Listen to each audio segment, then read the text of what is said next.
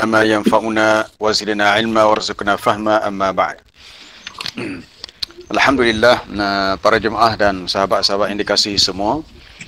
Jadi untuk malam ni dia sepatutnya program ni untuk bersama dengan pelajar-pelajar bekas pelajar Mahat lelaki yang tempat saya bertugas dulu.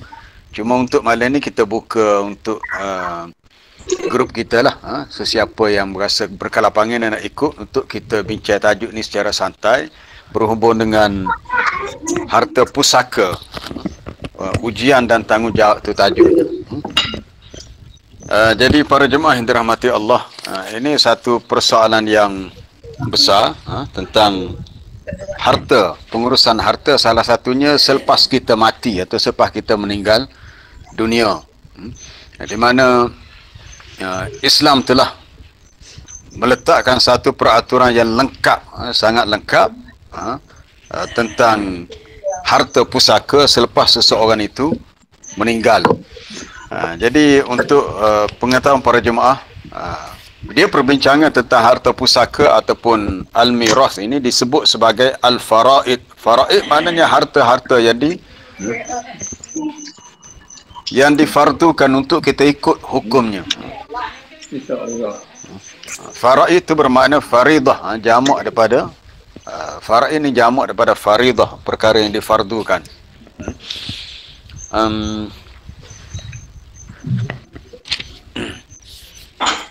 Jadi dalam Quran ada tiga ayat utama, itu ayat 11, ayat 12 dalam surah An-Nisa dan ayat terakhir dalam surah An-Nisa. Tu kalau nak rujuk tak apalah, nanti lepas ni kita boleh rujuk.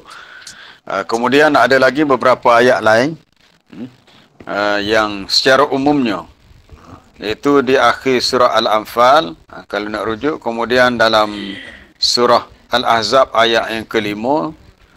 Kemudian ayat yang ketujuh juga adalah surah An-Nisa, itu secara umum. Secara khususnya ayat 11, 12 dan ayat terakhir surah An-Nisa.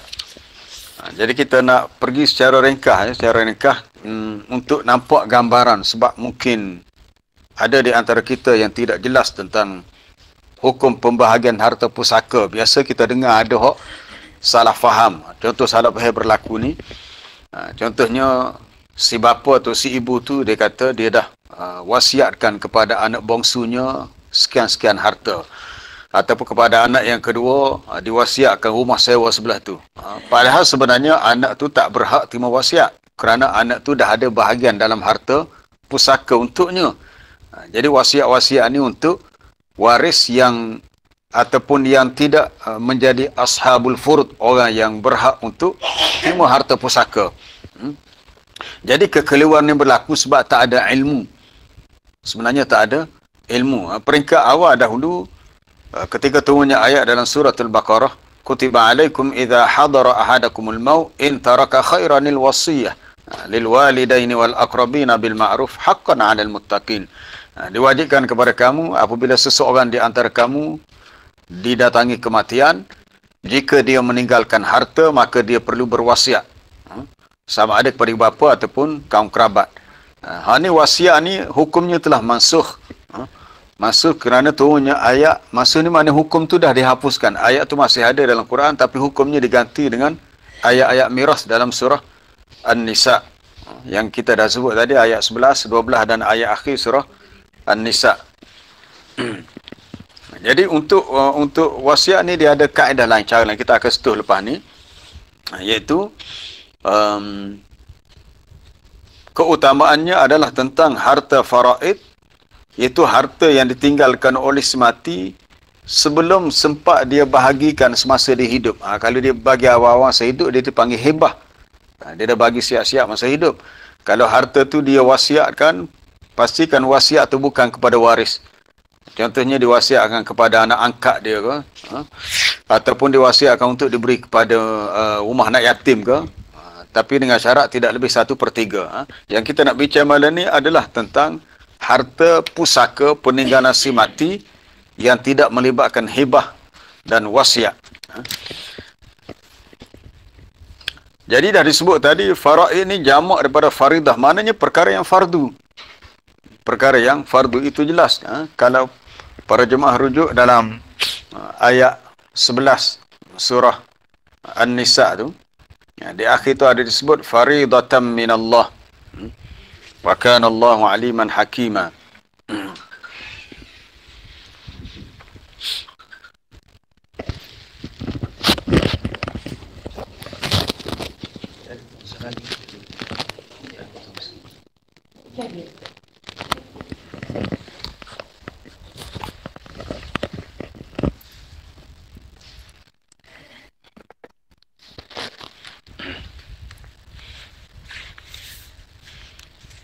Kita melihat pada ayat 11 surah An-Nisa itu terdapat perkataan faridatan minallah. Itu asal kepada faraid.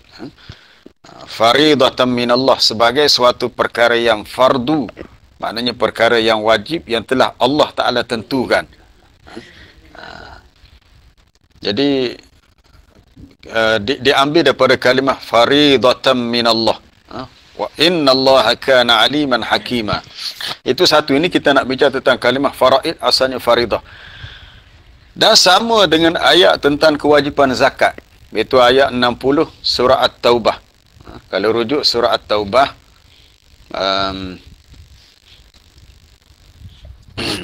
muka surat ke berapa? Surah At-Taubah ayat 60, iaitu muka surat 196.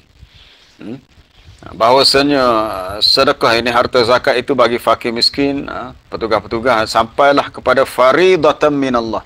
Jadi kita melihat di sini ada persamaan antara hukum faraid dengan kewajipan zakat, kerana Allah Ta'ala sama-sama sebut faridatan minallah. Bandingkan ayat 11 surah An-Nisa dengan ayat 60 surah At-Taubah.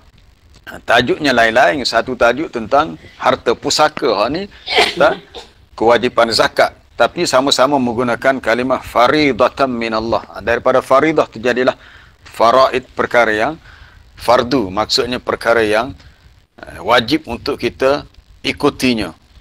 Baik. Kita lihat dalil-dalil yang menunjukkan kepentingan hukum faraid dalam Quran dan sunnah. Dalam ayat surah An-Nisa, muka surat 79, iaitu pada ayat yang ke-13. Ayat 13, Allah Ta'ala menyebut tilka hududullah. Itu adalah batasan-batasan hukum Allah.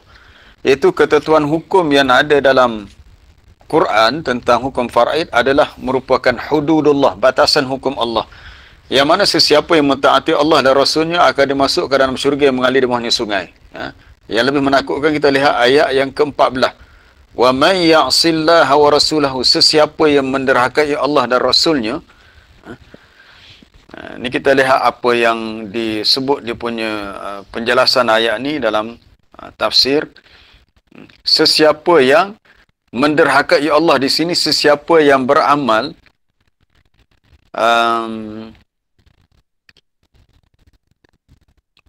bersalahan dengan apa yang Allah Ta'ala perintahkan dalam qismatil mawaris, dalam pembahagian harta pusaka, tiba-tiba mukhalifan, bercanggah. Dia tidak mengikuti apa yang Allah Ta'ala syariatkan, wa yata'adda hududahu, dan dia telah melampaui batasan hukumnya, maka dia akan yudkhilhu naran, dimasuk ke dalam neraka. Jika seseorang itu ingkar dengan hukum Allah yang telah ditentukan dalam hukum faraid. Jadi kita kena faham, selepas Allah Ta'ala sebut bahagian-bahagian waris yang berhak, ada yang terima, ada 1/2, ada 1/3, 1/4, 1/6, 1/8, dia ada 6 semua. Kalau kita melihat dia punya dia punya kadar-kadar yang ditentukan, semuanya ada 6 sahaja. 1/2, 1/4, 1/8, 2/3, 1/3, 1/6. Itu sahaja. Dan akhir sekali Allah Ta'ala beritahu dalam ayat 13-14, kalau taat ikut, selamat, dia akan masuk syurga. Tetapi sesiapa yang tidak patuh kepada perintah Allah dalam hukum faraid, tengok tu, menakutkan, yudkhilhu naran. Jadi maknanya penting untuk kita tahu tentang hukum faraid dan untuk kita mengikutinya. Yang kedua, apakah dalil kepentingan hukum faraid dalam sunnah. Dalam hadis yang sahih riwayat Bukhari dan Muslim, alhiqul faraid bi ahliha. Hendaklah kamu tempatkan ataupun letakkan hukum faraid itu pada ahlinya. Ahli itu mana orang yang waris-waris yang berhak. Hak ni boleh 1/2, 1/2 lah. Yang dapat 1/6, 1/6 lah. Fama baqiya fahuwa lil aula rajulin zakar. Manakala yang lebih, maka ia lebih utama untuk diberikan kepada yang lelaki yang kita panggil dengan asabah. Kalau belajar faraid, dia tahulah istilah asabah ni hak lebih daripada apa yang telah dibahagikan kepada yang lain. Kemudian dalam hadis yang diriwayatkan oleh Ibnu Majah, ta'allamul faraid wa 'allimuha fa innaha nisful ilm. Belajarlah, Nabi kata, ilmu faraid dan ajarkanlah ia kepada yang lain kerana ia dianggap separuh daripada ilmu. Wa huwa yunsa, dan ilmu ni dilupakan. Wa huwa awwalu syai'in yunza'u min ummati, dan dialah yang pertama akan dicabut daripada umatku, iaitu manusia semakin tidak reti dengan hukum-hukum pembahagian harta pusaka. Maka kita kena beri perhatian. Kemudian dalam riwayat yang lain disebut oleh Imam Nasai, cuma riwayat ni dia lemah sebab sanadnya inqita', terputus. Nabi kata, ta'allamul Quran, belajarlah Quran, wa 'allimuhu, ajarkan kepada orang lain. Wa ta'allamul faraid wa 'allimuha, belajarlah ilmu faraid, ilmu pembahagian harta pusaka, dan ajarkan kepada orang lain. Fa inni imra'un maqbudun, kerana aku ni seorang yang akan meninggal, aku akan mati. Wal ilmu marfu', ilmu ni akan diangkat. Wa yushaku an yakhtalifa ithnani fil faridah, hampir-hampirlah ada dua orang berselisih dalam hukum faraid, ataupun masalah yang timbul, fala yajidani ahadan yukhbiruhuma, dan mereka tidak mendapati ada sesiapa yang dapat menyelesaikan masalah mereka, kerana tidak ada orang yang tahu. Jadi hadis-hadis ini memberi galakan untuk kita belajar faraid kerana kepentingan untuk selesaikan masalah yang berkaitan dengan harta peninggalan si mati. Ilmu ni adalah ilmu tauqifi. Apa istilah tauqifi? Sesiapa yang belajar fiqh tahulah. Tauqif ni maknanya suatu ilmu yang terhenti setakat yang sampai dalilnya kepada kita. Dalam Quran, dalam sunnah. Mana selebih tu kita tak boleh. Contohnya dalam bahagian yang telah dituturkan tadi ada 6 semua. 1/2, 1/3, 1/4, 1/8. Ada 6 semua, 2/3. Kita tak boleh nak pandai-pandai nak buat. Contohnya kita kata 1/9 ke.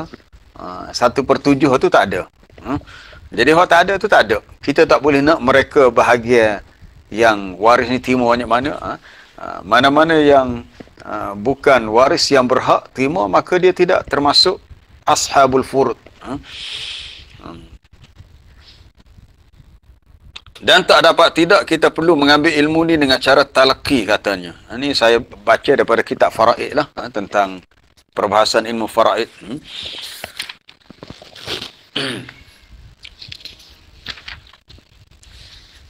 Baik, sedikit tentang sejarah nizam peraturan ilmu faraid yang berlaku zaman jahiliyah. Di zaman jahiliyah, apabila seseorang itu meninggal, harta si mati berpindah kepada anak lelaki yang paling dewasa sahaja. Jika tidak ada anak lelaki yang dewasa, maknanya si mati ni ada anak-anak yang masih kecil, maka anak-anak yang kecil itu tidak menerima harta pusaka tu, dia beralih kepada ila akhihi, kepada saudara, kepada si mati, adik-beradik dia. Kemudian di zaman jahiliyah, la yuwarrisuna as-sighar walal inas, mereka tidak mewariskan harta, tidak beri harta si mati kepada anak-anak yang kecil dan kaum wanita. Itu di zaman jahiliyah. Tetapi dalam ajaran Islam lain. Bila turunnya ayat, contohnya ayat ke-7 dalam surah An-Nisa, muka surat 78, lirrijali nasibun mimma tarakal walidani wal aqrabun. Kalau nak rujuk boleh buka surah An-Nisa di awal surah tu, muka surat yang kedua, ayat yang ke-7.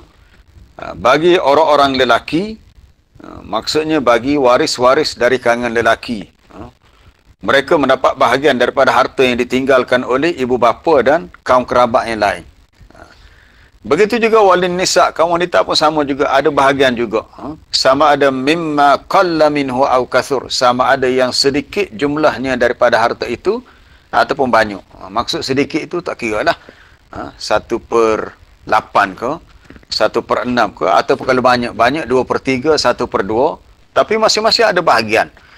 Berbeza dengan zaman jahiliah, kaum wanita, contohnya isteri kepada si mati tak dapat apa-apa daripada harta peninggalan suaminya. Baik.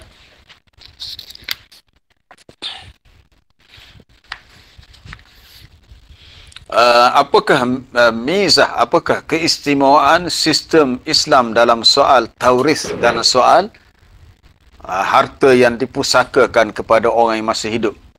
Dan kita kena faham, para jemaah, kita kena faham, bila seseorang itu meninggal, secara automatik harta itu bukan harta dia lagi.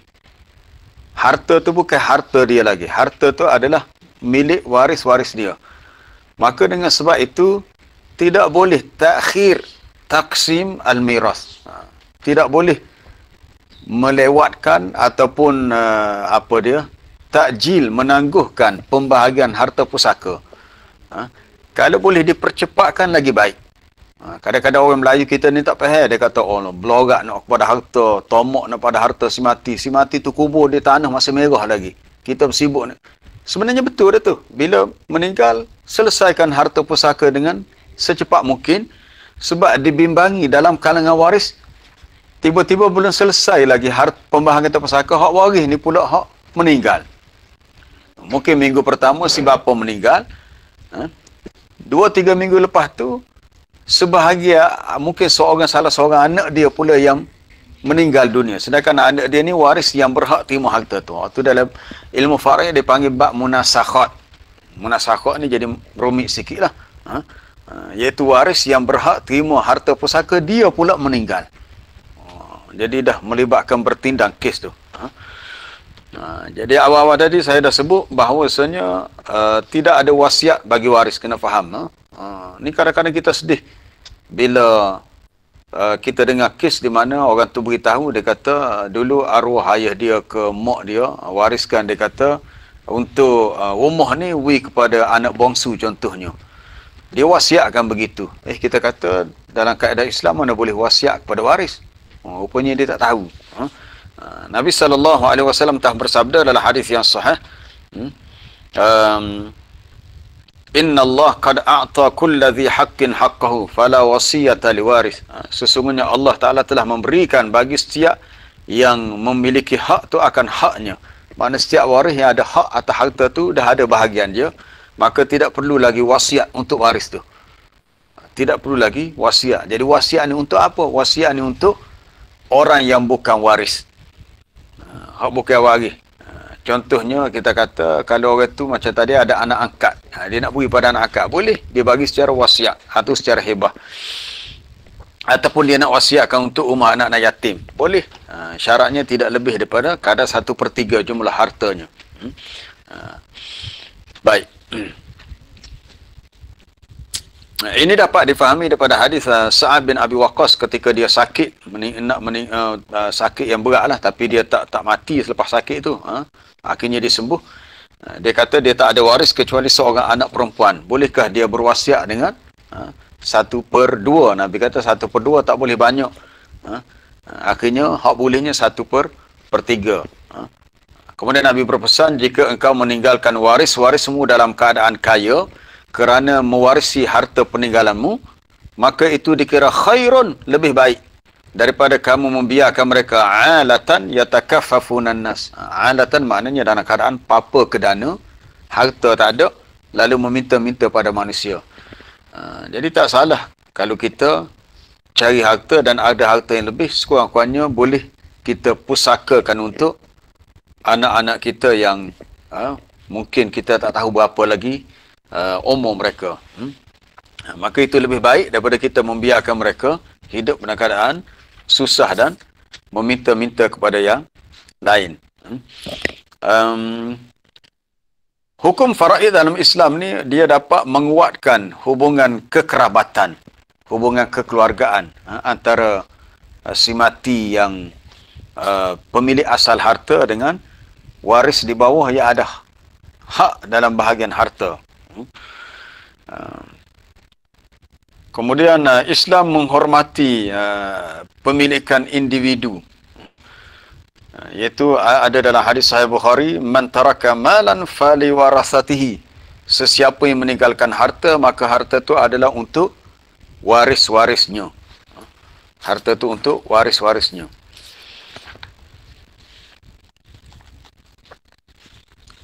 Baik, para jemaah yang dirahmati Allah, kita nak lihat berhubung dengan hak-hak yang berkaitan dengan harta yang ditinggalkan. Bila si mati itu meninggal, apa mula-mula sekali kita nak buat? Di sisi ulama Hambali, dia kata kena gunakan harta itu untuk penyelenggaraan jenazah tu. Kos upah orang mandi mayat, untuk gali kubur, yang berkaitan dengan dipanggil tajhiz al-mayyit, pengurusan jenazah. Ada pendapat yang lain di sisi ulama lain yang kata yang perlu didahulukan adalah berkaitan dengan hutang. Sebab dalam beberapa ayat, dalam ayat yang ke-11, begitu juga ayat yang ke-12, iaitu min ba'di wasiyatin yusi biha audain, ataupun min ba'di wasiyatin yusa biha audan. Banyak ayat-ayat seperti ini, di mana pembahagian harta itu dilakukan setelah diselesaikan wasiat kalau si mati tak ada berwasiat, ataupun selesai hutangnya. Walaupun dalam ayat tu sebut hutang tu di akhir, ulama-ulama tafsir dan juga ulama fiqh mengatakan kena selesaikan hutang dulu. Kena selesaikan hutang si mati tu. Jadi hak tu kena selesai dulu. Kalau dia ada berwasiat, selesaikan wasiat dia untuk rumah anak yatim ke, untuk rumah kebajikan ke, untuk masjid ke. Maka yang lebih tu adalah untuk waris-waris yang berhak ke atas harta pusaka tu. Baik, kita pergi kepada poin. Kalau nak tulis, tulislah. Kalau tak nak tulis pun tak apa juga. Ni kalau ada soalan lepas ni boleh tanyalah mana-mana. Cuma kalau soalan untuk nak selesaikan pembahagian harta pusaka tu, saya rasa kena rujuk pejabat majlis agama. Dia ada kaunter bahagian pengurusan harta-harta pusaka, sebab dia ada pegawai yang bertugas khusus dan dia ada alat kira mengira lah, komputer khusus tu. Sebab kalau kita nak kira secara lengkap jumlah harta yang ada, berapa duitnya, berapa emasnya, rumah, nilai rumah, kereta, tanah, rumah sewa, jadi rumit, payah lah. Cuma kita boleh tahu tentang apa dia punya pecahan-pecahan tadi. Pecahan tadi. Yang asas yang perlu kita tahu, yang anak lelaki dapat lebih daripada anak perempuan. Kaedahnya dalam Quran sebut lizzakari mislu hazzil unsayain. Bagi anak lelaki dia akan dapat dua daripada bahagian anak perempuan. Kalau anak perempuan dapat satu, lelaki dapat dua. Anak perempuan dapat dua, dia akan dapat empat. Dia kaedahnya gitu. Kalau contoh dalam ayat 12 tu, kalau si isteri meninggal, tidak ada anak, suami dapat 1/2. Kalau ada anak, dapat 1/4. Berbeza pula dengan isteri, kalau suami dia meninggal, tidak ada anak, dia dapat 1/4. Kalau ada anak, 1/8. Itu yang Allah Ta'ala tentukan begitu. Kemudian anak-anak perempuan, kalau ramai, 2 dan lebih, mereka berkongsi dengan jumlah 2/3 daripada harta yang ditinggalkan. Ibu bapa pula, kalau anak meninggal, mak ayah ada bahagian. Dia akan dapat 1/6 setiap orang. 1/6. Kalau si mati tu tak ada anak. Tapi kalau ada anak, ibu akan dapat 1/3. Itu saya bagi gambaran secara umum. Baik, kita lihat rukun-rukunnya. Rukun yang pertama adalah al-muwarris. Muwarris ni orang yang akan mewariskan. Bukan mewarisi, itu si mati yang akan mewariskan harta dia kepada anak-anak dia. Bahasa Arab sebut al-muwarris, itu al-mayyit. Si mati yang meninggalkan harta. Satu. Yang kedua, waris yang akan terima harta tu. Dan yang ketiga, hakun maurus. Harta yang akan diwarisi, iaitu peninggalan si mati itulah.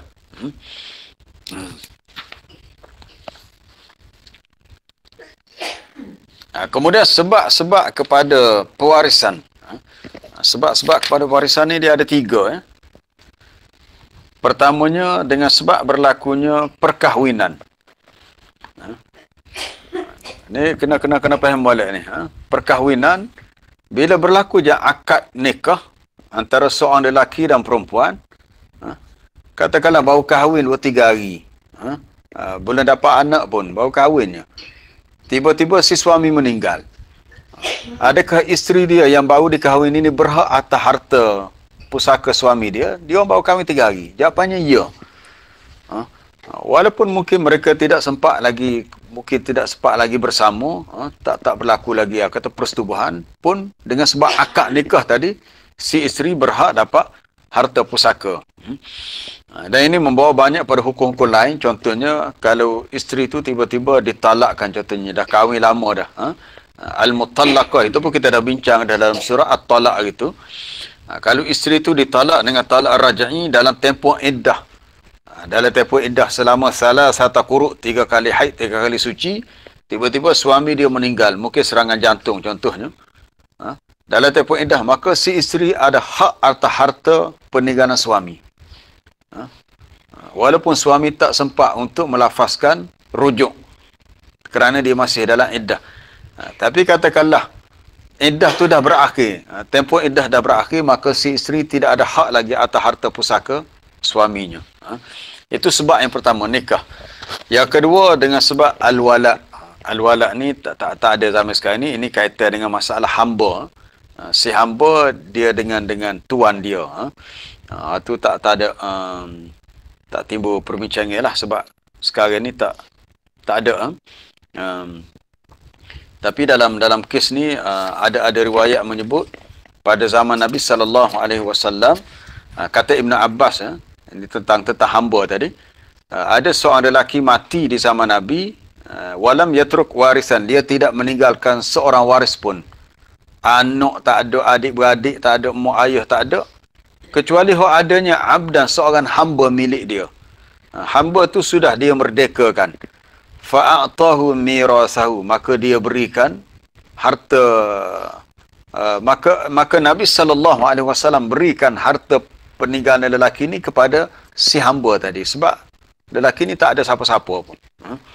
Jadi harta tu berpindah kepada hamba, atau harta tu berpindah kepada si hamba. Itu dipanggil al-wala'. Yang ketiga dengan sebab nasab. Ini paling banyak. Sebab-sebab yang membawa kepada pewarisan harta dengan sebab wasan ni, dengan sebab keturunan. Dengan sebab keturunan. Kalau bukan dengan sebab keturunan, tak jadi. Kita kata contohnya dengan sebab perkahwinan, dengan sebab apa dia dipanggil musaharah, hubungan perkahwinan. Contohnya hubungan dengan ipar, dengan birah. Tu tak ada kena mengena dengan harta pusaka. Kata siapa dia tu? Tu pak saudara sabik. Isteri kepada pak saudara sabik itu mak saudara kita. Maka tu tak ada kena mengena, sebab dia tak ada kaitan dengan nasab. Kemudian kita pergi pada berikutnya. Ini pun nak ringkaskan, tidak baca semua.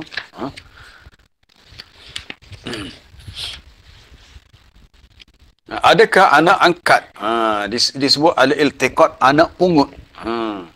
Kalau seseorang tu mengambil seorang tiflun, seorang anak kecil yang tidak diketahui nasabnya, tak tahu keturunannya, sama ada dimerdekakan ataupun tidak, maka ada dua pendapat. Majoriti ulama fiqh kata tidak boleh diserahkan harta pusaka peninggalan si mati kepada anak angkatnya. Itu hak lebih kuat lah. Satu pendapat yang lain sebut boleh diserahkan kepada anak angkat. Jadi hak lebih rajih, lebih kuat adalah pendapat ammatul fuqaha. Kebanyakan ulama fiqh mengatakan anak angkat tidak boleh menerima harta pusaka si mati. Si mati itu ayah angkat dia. Kecuali kalau ayah angkat dia tu nak serahkan dengan cara hibah. Hibah ni bagi sebelum dia mati. Ataupun dengan cara diwasiatkan. Maksud wasiat adalah dengan cara dibuat pesan ni dan berpindah milik selepas dia mati dengan syarat tidak lebih 1/3. Kemudian kita pergi kepada mawani'. Tajuk ni sebenarnya luas. Dulu masa belajar di universiti, tajuk ni kita belajar 2 tahun. Tahun 3, tahun 4. Jadi kalau kita nak bicara semua tajuk ni dalam masa satu malam saja, 1 jam saja, memang tak munasabah lah. Ni kita sebut secara gambar umum. Apakah mawani' halangan-halangan kepada pewarisan? Halangan kepada pewarisan ada 3. Pertama dengan sebab rikun perhambaan. Dengan sebab perhambaan, dia tidak berhak terima kecuali setelah dimerdekakan daripada perhambaan. Itu tak relevan sebab zaman sekarang tak ada hamba. Yang kedua, kes bunuh. Yang ketiga, berbeza agama. Jadi kita nak tengok pada kes bunuh. Kes bunuh, kalau itu pun ada perbincangan di kalangan ulama. Kalau bunuh tu secara sengaja, si anak bunuh ayah dia dengan apa cara sekalipun, maka si anak tu memang tak dapat harta pusaka lah. Bahkan dia akan dikenakan hukum yang berat lah atas kesalahan dia tadi. Kata Al-Imam Syafi'i yang sahih dalam mazhab Syafi'i, al-qatil la yaris bihal. Si pembunuh tidak dapat mewarisi harta pusaka sama sekali. Berdasarkan hadis, la yarisul qatil syai'an. Si pembunuh tidak dapat mewarisi harta itu sama sekali. Kalaulah yang dia bunuh tu orang yang dia waris yang dia sebenarnya boleh terima harta, tapi dengan sebab dia jadi pembunuh, maka dia tak boleh terima. Cuma perbincangan di kalangan ulama ni dia agak panjang lebar. Adakah bunuh tu bunuh sengaja, bunuh yang sengaja sahaja? Ada juga yang memanjangkan, meluaskan. Dia kata termasuklah syibhul abad wal khata'. Kalau bunuh tu nak serupa dengan sengaja atau bunuh yang tidak disengajakan pun, maka tak boleh terima juga harta pusaka. Itu ada perbincangan di kalangan ulama. Ini pendapat daripada Hambali, mazhab Hanabilah, termasuk dalam mazhab Imam Syafi'i sendiri pun ada kaul yang sebegitu. Cuma kita kena faham gambaran maksud bunuh tidak sengaja itu macam mana. Kalau kita buat contoh, kalau antara seorang anak dengan ayah dia, seorang anak muda dengan ayah dia keluar pergi berburu, masuk dalam hutan berburu, masing-masing bawa senapang nak cari rusa, katanya lah, cari rusa. Pergi berburu, kemudian bila berpecah masing-masing cari, tiba-tiba dia nampak daun bergerak, dia pun tembak. Rupanya dia tertembak bapa dia sendiri. Katakanlah mati. Bila dia bukan sengaja nak bunuh ayah dia nak tembak rusa ke pelanduk, tapi tertembak ayah dia sendiri. Adakah si anak ini berhak atas pusaka ayah dia ataupun harta peninggalan ayah dia oleh kerana dia menjadi sebab kepada ayah dia mati? Kalau berdasarkan pendapat yang mengatakan qatlul khata', bunuh secara tidak sengaja pun tak dapat harta pusaka, maka tak dapatlah. Cuma kita kena tengok dari segi apakah contoh-contoh yang relevan untuk bahagian ni. Mungkin ada setengah-setengah pendapat yang bagi contoh, kalau si anak tu bawa kereta, mak ayah dia ada sekali atas kereta, berlaku kemalangan. Anak yang bawa kereta tidak mati. Ayah dia hak jadi penumpang atas kereta pula mati. Ni kes macam ni saya rasa kita kena rujuk orang yang lebih berautoriti lah, pejabat mufti apa, untuk beri fatwa. Kita tak boleh semudah-mudahnya untuk menjadikan contoh sebegitu, sebab yang ulama sebut tu hanyalah teori, tapi contoh dia tak sebut. Sebab zaman dia betul lah kereta tak ada, motosikal tak ada.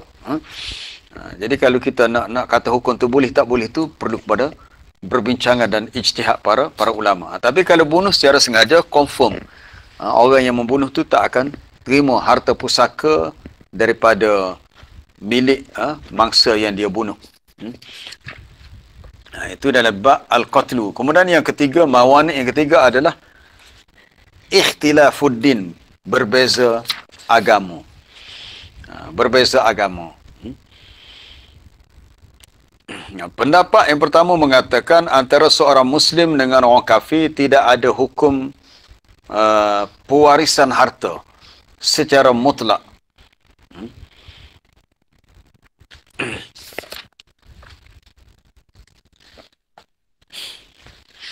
ada pendapat menyebut seorang Muslim boleh mewarisi harta daripada si kafir, bukan sebaliknya. Apa maksudnya? Kita ambil contoh ginilah. Kalau ada seorang orang yang bukan Islam, mungkin seorang anak Cina lah, orang Cina yang bukan Islam, anak muda ni masuk Islam, tapi ayah dia belum Islam. Tak lama kemudian, ayah dia meninggal dunia, matilah. Mati keadaan tidak Islam. Boleh tak anak dia Islam ni mengambil, mewarisi harta pusaka peninggalan ayah dia yang mati dari kafir?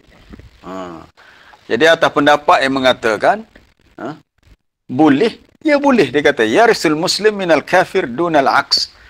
Seorang yang Muslim, dia boleh mewarisi harta daripada yang kafir. Kalau yang kafir itu ayah dia, boleh, tetapi ayah dia tak boleh mewarisi harta daripada si anak yang dah Islam. Katakanlah tiba-tiba si anak ni mati dulu. Ayah dia hak belum Islam tu, yang kafir tu tak mati lagi.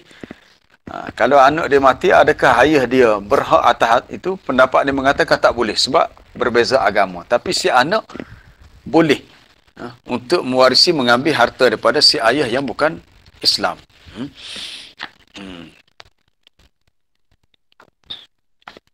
Tetapi pendapat yang lebih kuat adalah pendapat jumhur, majoriti ulama fiqh mengatakan min adami at-tawrith bainal muslim wal kafir mutlaqan. Tak boleh wujudnya hukum waris mewaris muslim dengan kafir. Maknanya dua-dua pihak sekali lah. Dua-dua pihak. Maknanya seorang muslim tak boleh ambil harta pusaka peninggalan ayah dia yang mati dalam keadaan kafir. Begitu juga sebaliknya, dua-dua sekali. Maknanya dia mesti sama-sama Muslim.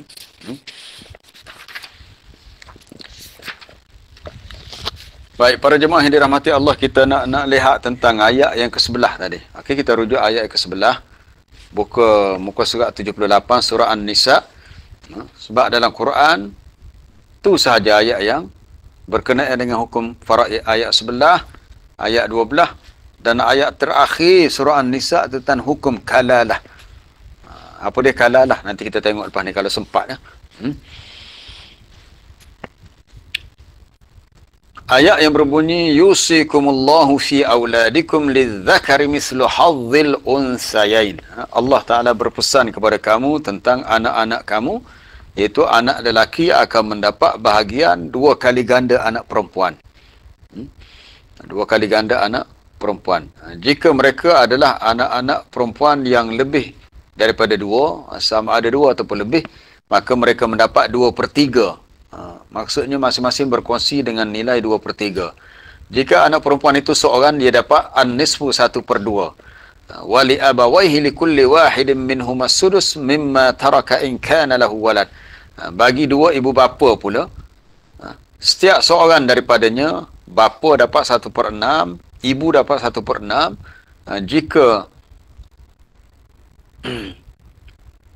Jika si mati itu anak dia tu ada anak, maksudnya cucu lah, cucu kepada datuk ni. Seorang ayah meninggal, dia ada anak, mak ayah kepada si ayah ni dapat 1/6 dan anak dia akan dapat jugalah bahagia dia tu sebagai waris. Tapi kalau tak ada anak, si ibu akan dapat 1/3.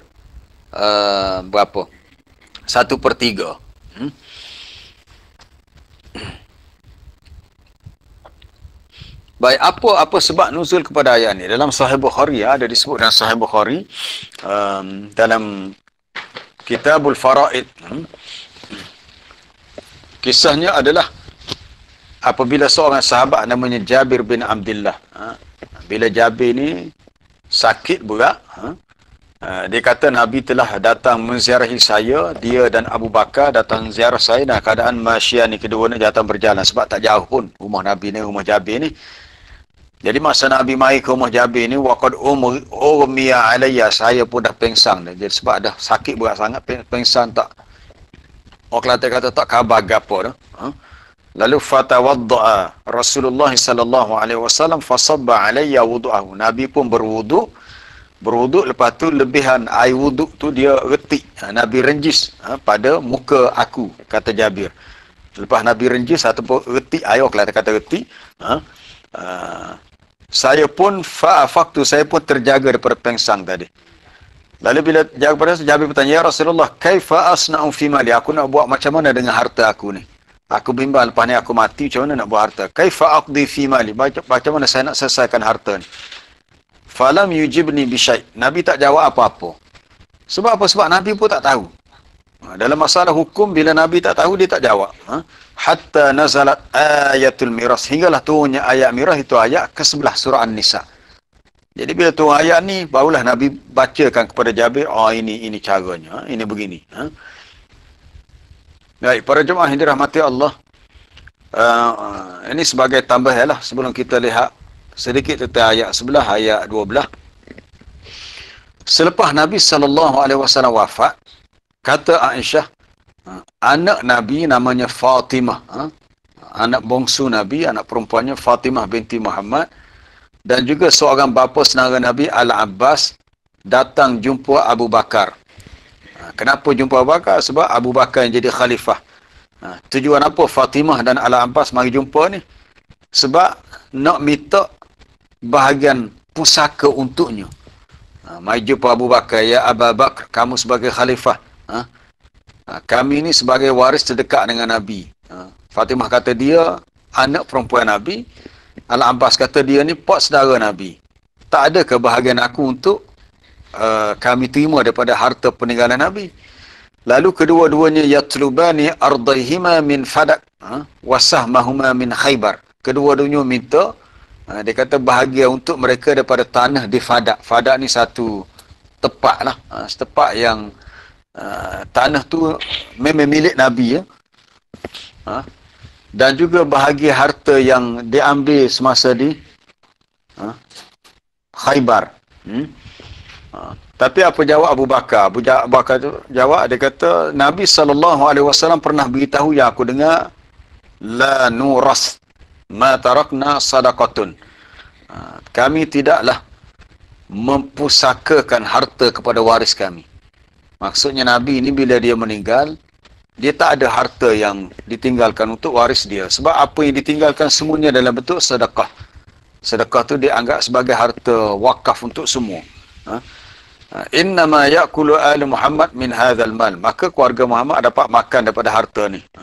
Ada riwayat lain sebut, di antaranya Nabi terima daripada harta Al-Fa'i setelah orang-orang Yahudi Bani Nadir diusir keluar. Itu boleh rujuk dalam surah Al-Hasyr. Kemudian kata Abu Bakar, dia kata wallahi demi Allah, la ada'u amran, aku tidak akan tinggalkan satu perkara yang aku lihat Rasulullah sallallahu alaihi wasallam yasna'hu, buat gitu, illa sana'tu, kecuali aku buat gitu.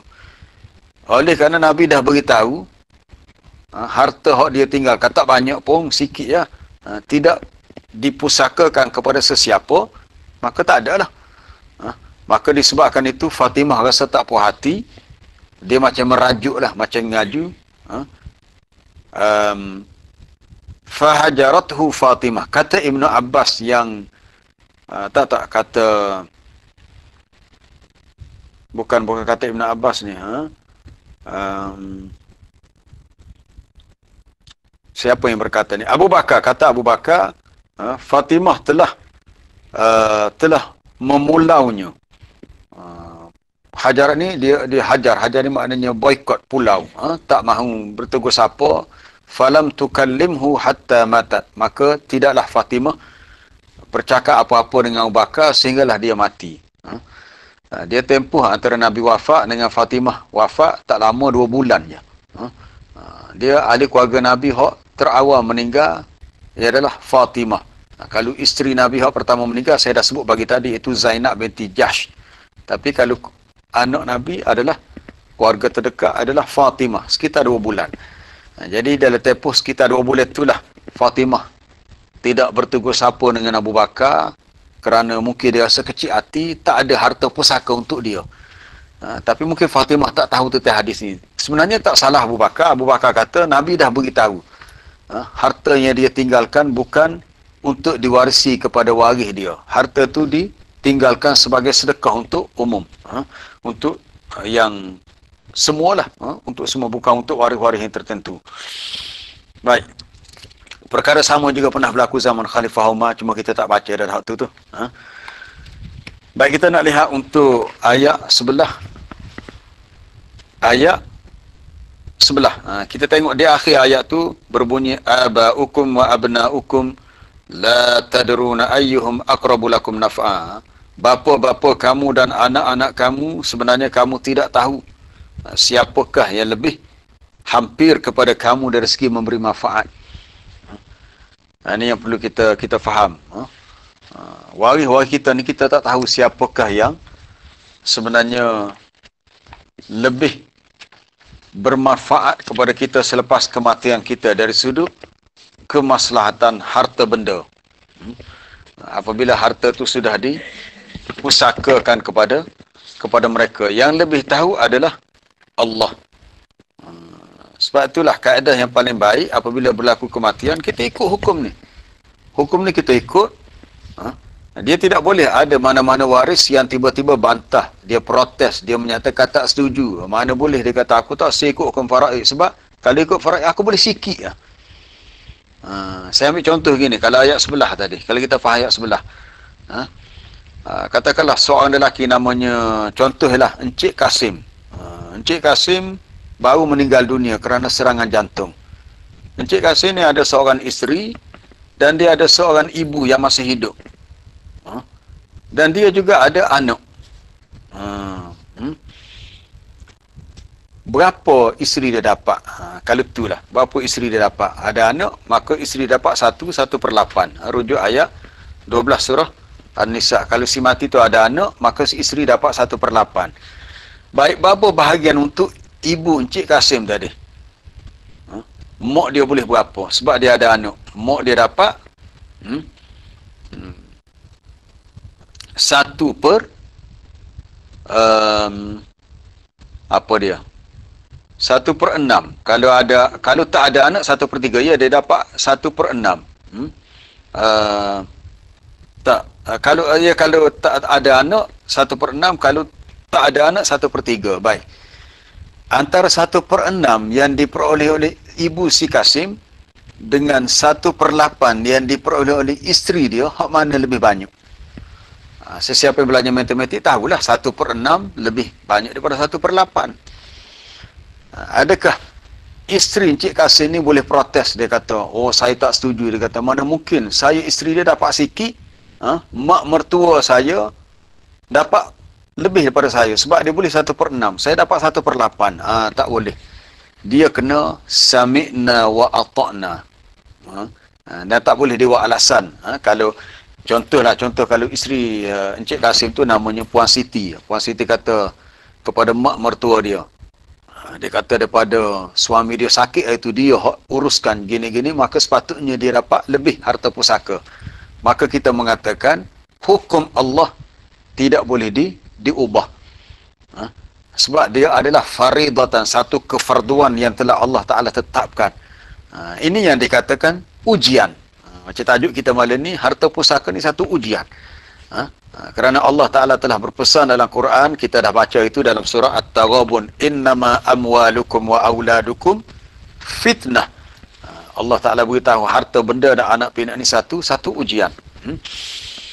Maka orang tu kena terima dengan seadanya. Kalau waris yang boleh banyak tu dia nak tanazul, dia nak melepaskan diri daripada hak dia ke atas harta tu, dengan maksud dia nak bagi kepada waris lain hak boleh sikit, itu terpulang kepada dia lah. Tapi setiap waris perlu tahu hak masing-masing. Itulah kadang-kadang kalau berlaku tempat kita, kadang-kadang hak tidak faham kepentingan tentang harta pusaka ni. Dia nak buat mudah-mudah, dia kata ginilah, kita nak mudah kira kita bagi sama banyak adik-beradik. Siapa yang memberikan keizinan untuk kita membahagikan sama banyak? Mana ayat Quran, mana hadis Nabi yang mengizinkan waris tu bagi sama banyak jika semua dah setuju untuk berbuat begitu? Adapun pendapat yang mengatakan boleh tu setelah masing-masing tahu hak dia, masing-masing tahu hak dia, dan masing-masing dapat hak dia. Hak dapat sikit-sikit lah, hak dapat banyak-banyak lah. Cuma hak dapat banyak tu kalau dia sukarela nak tanazul, nak berlepas diri daripada hak dia, itu terpulang kepada dia. Maka kita melihat di sini, biasanya anak lelaki, waris lelaki dapat lebih daripada anak perempuan ataupun waris perempuan. Kalau waris tu tak puas hati, dia kata, oh tak adil lah, kenapa yang lelaki dapat lebih? Sebab lelaki ni asabah, ni kena ngaji semula lah bang asabah tu. Kenapa pula yang perempuan dapat sikit? Dalam kitab Al-Mawarith fi Syari'atil Islamiyah, Syekh Muhammad Ali Sabuni, dia ada senaraikan 5 sebab kenapa waris lelaki dapat lebih banyak daripada waris perempuan. Pertama dia jawab, dia kata kerana orang perempuan ni sebenarnya dah dikira mencukupi untuk keperluan dia dengan harta yang ada pada dia. Sebab nafkah yang wajib, kalau dia ada anak dia lah. Kalau dia ada suami dia lah. Kalau dia ada ayah dia lah. Katakanlah suami dia dah meninggal. Suami dah meninggal, maka yang wajib tanggung nafkah dia adalah anak dia lah. Jadi dah ada yang bertanggungjawab untuk dia. Yang kedua, alasan kedua, dia kata orang perempuan ni la tukallafu bil infaq ala ahad. Mereka tidak dipertanggungjawabkan untuk memberi nafkah kepada sesiapa. Itu kena faham. Konsep dalam Islam begitu. Bi khilafir rajul fa innahu mukallafun bil infaq ala al ahli wal aqriba. Berbeza dengan orang lelaki, dia ditaklifkan, dipertanggungjawabkan untuk memberi belanja kepada ahli keluarga dan kaum kerabat, hak menjadi kewajipan dia lah. Jadi lelaki ini menanggung nafkah. Kemudian yang ketiga, nafaqatur rajul aksar. Belanja yang terpaksa lelaki itu keluarkan untuk pengurusan keluarga dia itu banyak. Waltizamatuhu al-maliyah adham, dan dia punya keperluan untuk menggunakan harta itu lebih besar. Jadi dia punya hajat dia kepada harta adalah akbar min hajatil mar'ah. Keperluan kepada harta lebih besar berbanding keperluan perempuan kepada harta. Kemudian alasan keempat, dia kata orang lelaki bila kahwin dia kena yadfa' mahran li zaujah, dia kena serahkan harta mas kahwin kepada perempuan. Orang perempuan kalau kahwin dia tak ada kena sediakan mas kahwin untuk lelaki, tak ada. Lelaki yang kena sediakan mahar. Kemudian lelaki juga yang ditaklifkan, dipertanggungjawabkan menyediakan tempat kediaman, makan minum, pakaian. Jadi maknanya orang lelaki perlu kepada harta lebih pada perempuan. Itulah antara sebab-sebab kenapa orang lelaki dapat lebih berbanding perempuan dari segi pembahagian harta pusaka.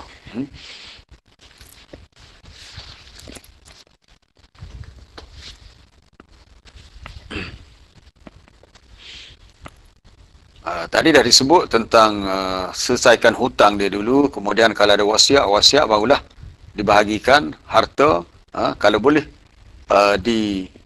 disegerakan dalam tempoh yang terdekat, jangan ditangguhkan. Kadang-kadang kes yang kita dengar, si mati itu dah setahun dah meninggal, tapi banyak lagi harta dia yang belum diselesaikan pembahagiannya. Ini nyanyi lah. Kalau dari segi, kalau kita dengar ulama-ulama yang hurai kih ni, dia kata ini dikira satu kezaliman.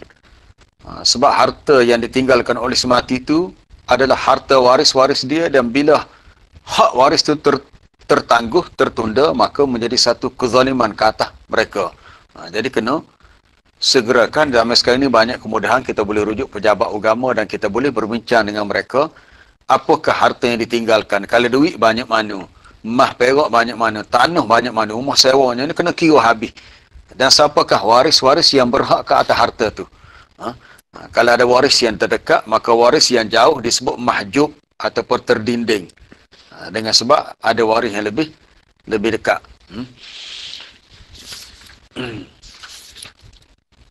Para jemaah yang dirahmati Allah,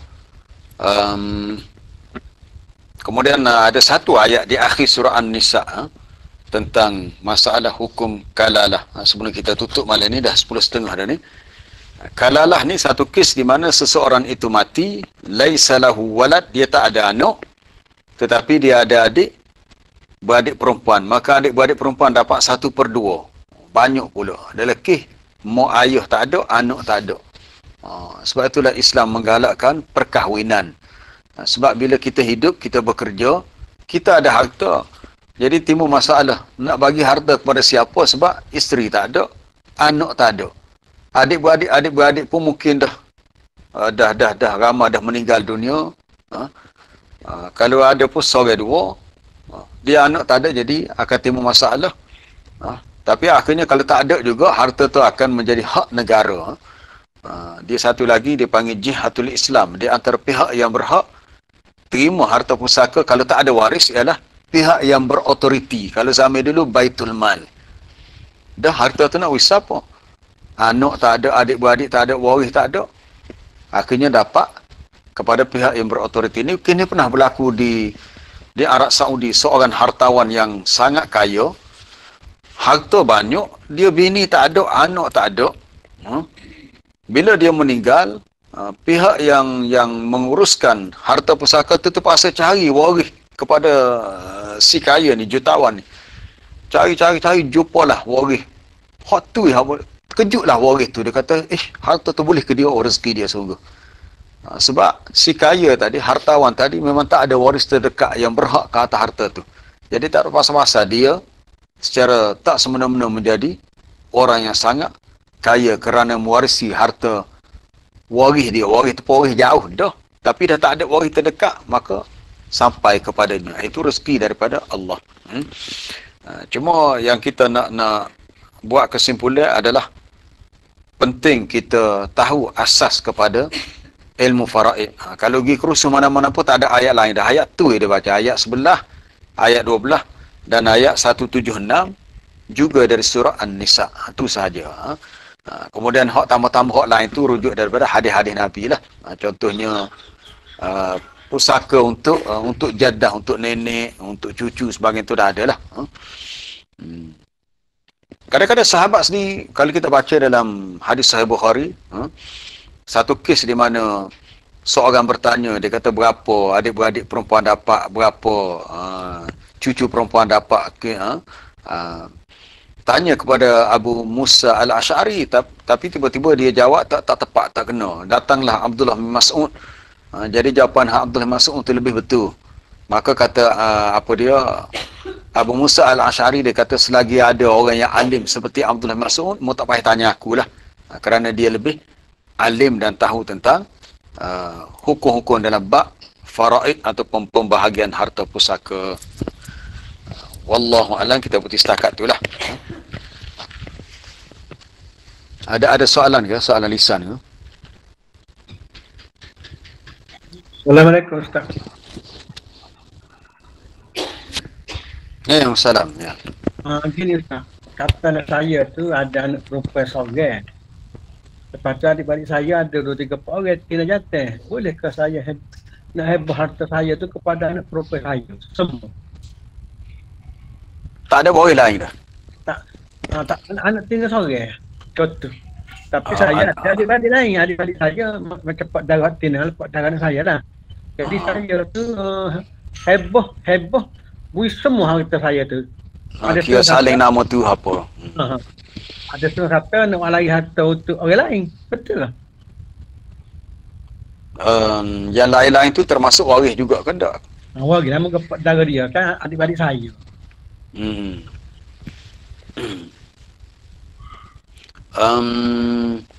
Kita tengok keadaan lah. Tengok keadaan. Tapi sebenarnya saya melihat untuk lebih berlaku adil kepada semua, sebab dari segi hukum kalau waris-waris yang lain ada hak juga harta-harta pusaka tu, kita tidak hebahkan semua lah. Tidak hebahkan semua, itu lebih baik sebenarnya. Supaya mereka boleh manfaat juga atas harta waris yang ditinggalkan. Tapi sebenarnya tu pilihan itu tangan kita, tak ada masalah waktu tu. Cuma kita melihat dari segi aulawiyat apa yang lebih utama lah, lebih baik dari segi kemaslahatan. Cuma kalau waris yang kita kata adik-beradik tu dikira dah Sebab yang lebih utama adalah anak-anak lah. Tapi tak timbul soal kata nak lari harta apa semua itu pilihan di tangan kita. Cuma kita melihat dari sudut kemaslahatan, kalau boleh ditinggalkan sedikit untuk mereka.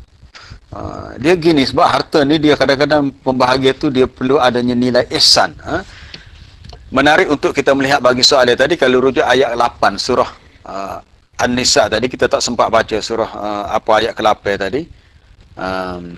Wa idza hadaral qismata ulul qurba, ketika dilakukan pembahagian harta pusaka, iaitu semasa di mahkamah ya, datanglah ulul qurba, kaum kerabat yang lain, anak-anak yatim, orang-orang miskin. Allah Taala beritahu di sini, farzuquhum minhu, hendaklah kamu beri sedikit rezeki. Rezeki ni wi jugalah. Orang Kelantan kata samah seria. Samah seria, kata banyak wi juga sikit. Sebab mereka ada bersama ketika dilakukan pengagihan harta pusaka di mahkamah. Jadi kalau ayat tu memberi anjuran bahawa kaum kerabat anak yatim yang asalnya tidak berhak ke harta pusaka tu, tak berhak pun. Tapi kalau mereka mari juga, farzukuhum, builah, sebagai suatu perintah yang bersifat istihbab, dianjurkan. Maka kalau macam kih tadi, kita tahu kita ada adik-beradik, kita nak habis kepada anak kita secara hebah, maka saya berpendapatlah berdasarkan ayat ni, lebih baik kita tinggal juga sikit untuk bahagia adik-beradik tadi. Wallahu alam. Ya, tadi ada soalan bertulis untuk Ahlul Bait. Soalan daripada Zaim tadi. Ahlul Bait ni gini, dia kalau untuk keturunan Nabi Bani Hashim, maknanya ahli keluarga Nabi lah, ikut hukum asalnya tak boleh itu dalam bab zakat tak boleh, tapi dalam bab harta pusaka ya macam biasalah Ahlul Bait itu. Cuma hak kaedah yang sebut tadi, Nabi kata la nuras, kami tak mewarisi, itu ialah nisbah kepada Nabi, bukan kepada keturunan dia. Nabi sendiri dan juga dia tidak mewariskan harta kepada waris dia. Tapi ada pun soal keturunan dia tu cerita lain dah lah. Biar ada lagi soalan lain?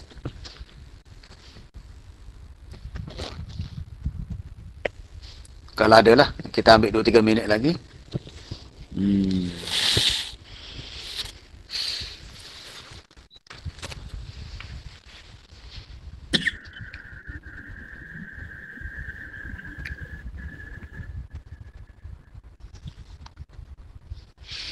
Status harta yang menumpang atas nama orang lain.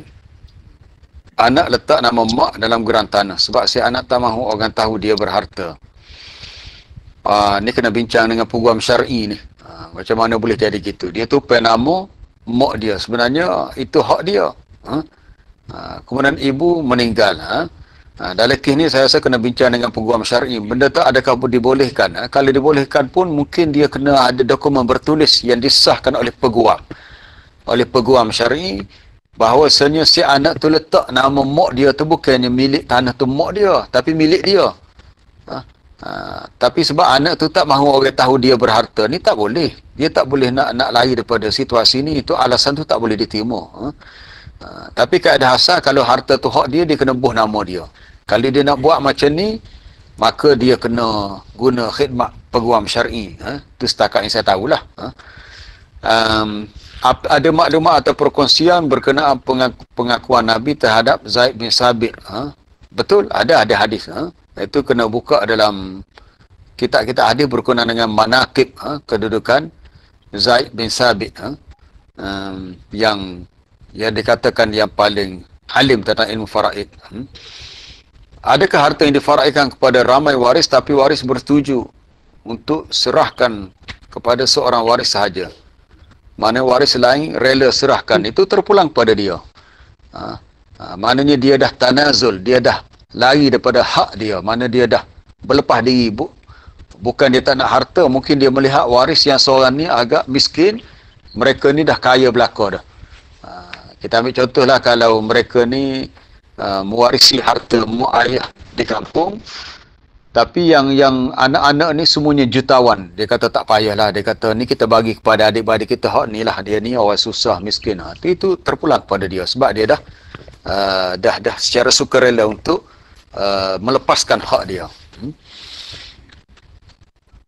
Assalamualaikum Ustaz. Ya, salam. Macam mana? Bolehkah kita sebagai nenek atuk mewasiatkan harta kita kepada cucu? Kepada cucu. Sebahagian. Nenek nak itu kepada cucu. Sebenarnya cucu, kalau nenek tu ada anak, cucu mahjub, dia terhijab, dia tak akan dapat lah bahagian dia. Sebab kalau nenek tu ada anak, anak tu sama ada anak tu sama ada bapa kepada cucu atau pak saudara, mak saudara kepada cucu dia. Jadi yang lebih utama dapat harta. Tapi kalau si nenek nak wasiat, macam tadi dah, dia kena wasiat jangan lebih daripada kata 1/3 harta. Dan ada ulama mengatakan kalau nak lebih, dia kena dapatkan persetujuan waris-waris yang lain. Okey. Bolehkah harta yang dibahagi ikut faraid, ikut bahagian tapi waris bertuju dan rela bahagi sama rata? Macam tadilah, macam tadi dah diberitahu tadi. Pastikan waris tu tahu hak masing-masing. Tahu hak masing-masing. Kalau mereka tu dah bersedia untuk tarik diri daripada hak mereka. Mereka dah tahu hak mereka. Tarik diri maknanya mereka rasa tak perlulah nak ambil harta tu. Dia tahu tu hak dia. Sebab dia rasa yang dia dah miliki pun harta dia dah banyak dah. Itu terpulang kepada dia. Tapi kalau nak bagi dengan kaedah sama rata, sebenarnya itu tak semestinya itu cara yang adil. Yang pentingnya kita berikan kepada waris mengikut keperluan dia. Kalau kita kata nak bagi sama adil untuk mudah kerja, itu tak boleh sebenarnya. Masing-masing waris kena tahu hak dia. Dan masing-masing ambil bahagi hak sikit-sikit, hak banyak-banyak. Cuma hak dapat lebih kalau dia nak bagi kepada waris yang sedikit, itu terpulang kepada dia. Tapi kalau awal-awal lagi kita nak guna kaedah bisawiyah sama rata, kita bimbang bahawa kita telah lari daripada ketentuan Allah. Kita telah lari daripada ketentuan Allah. Kita bimbang itulah. Mungkin kita tak ada niat nak langgar hukum Allah.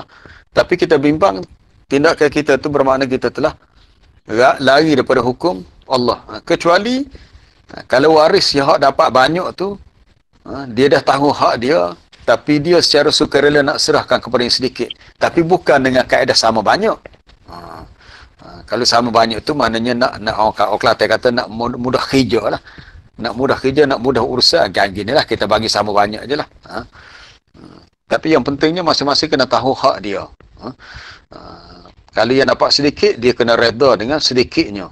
Yang dapat banyak, janganlah terlalu rasa tamak. Kalau dia rasa waris yang sedikit tu perlu dia bahagi sikit, orang Kelantan kata cucu, kita cucu sikit, bagi sedikit pada dia, maka itu yang lebih baik. Mana kita berbuat ihsan dengan harta. Tujuannya untuk kita berbuat kebajikan dengan harta terhadap orang lain. Jadi kita putih setakat tu kita pun dah lebih 10.45 dah 10.47 ni, insya-Allah. Apa-apa yang baik daripada Allah untuk perkongsian macam malam ni pun secara kita rasa banyak lagi hak perlu disentuh, cuma itu secara umum begitulah.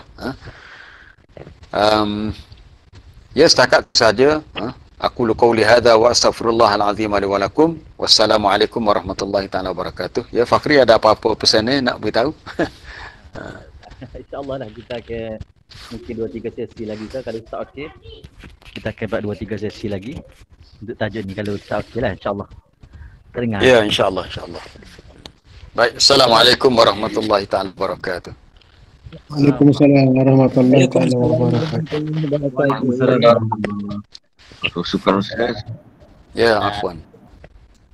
Terima kasih Ustaz. Assalamualaikum.